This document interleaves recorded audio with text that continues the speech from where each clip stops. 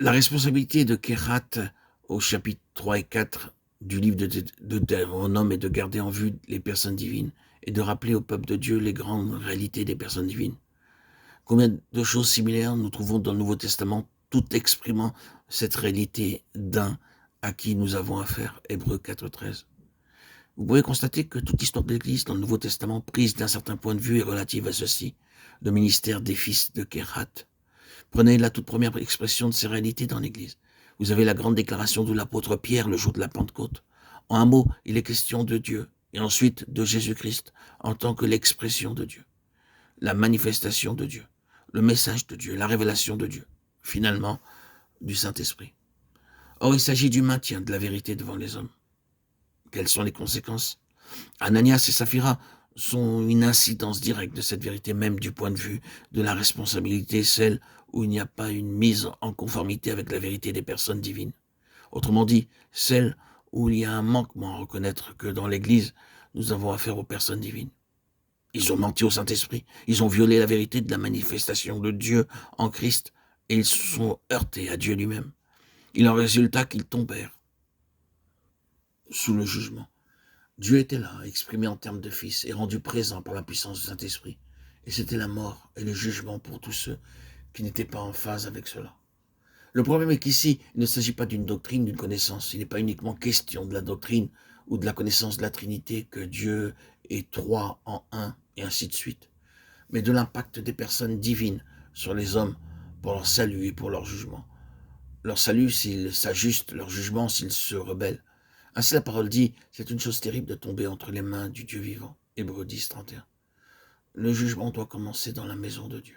Et s'il commence par nous, où paraîtra le pécheur et l'impie. 1 Pierre 4, 17, 18. C'est la chose la plus profonde en ce qui concerne le tabernacle et la charge. Et l'étranger qui s'approchera sera puni de mort. Nombre 3, 10.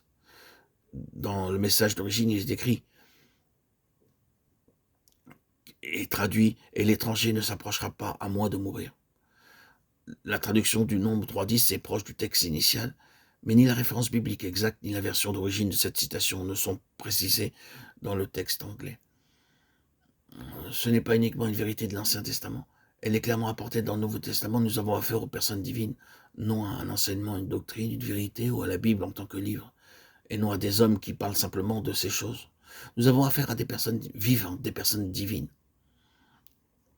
C'est une chose glorieuse lorsque nous sommes en accord avec elles, mais terrible lorsque nous ne le sommes pas.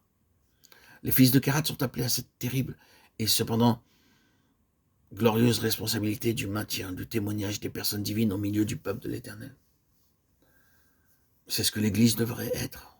Oh, comme l'Église qui est ainsi appelée de nos jours est différente de cela. Mais je crois que même maintenant, 1 Corinthiens 11:30 opère. C'est pour cela que plusieurs sont faibles et malades parmi vous, et qu'un assez grand nombre d'hommes ne discernent pas le corps. Le Saint-Esprit est toujours présent comme l'impact de Dieu en Christ. Il est possible que vous ne saisissiez pas la signification de ces choses, mais là est la vérité, et c'est la vérité qui est à l'œuvre. Lorsque Dieu possède un peuple qui est en accord d'une manière vivante avec sa vérité, ces réalités opèrent, elles sont vivantes. Et les hommes n'ont pas seulement à tenir compte de certaines personnes, de certains enseignements, mais de Dieu. Ainsi, Dieu voudrait obtenir qu'aujourd'hui son Église, telle qu'elle est représentée dans n'importe quelle assemblée, soit un lieu dans lequel toute la signification des personnes divines soit rendue présente aux hommes par la puissance du Saint-Esprit. Voilà tout ce que nous pouvons dire au sujet de Kérat et de leur responsabilité.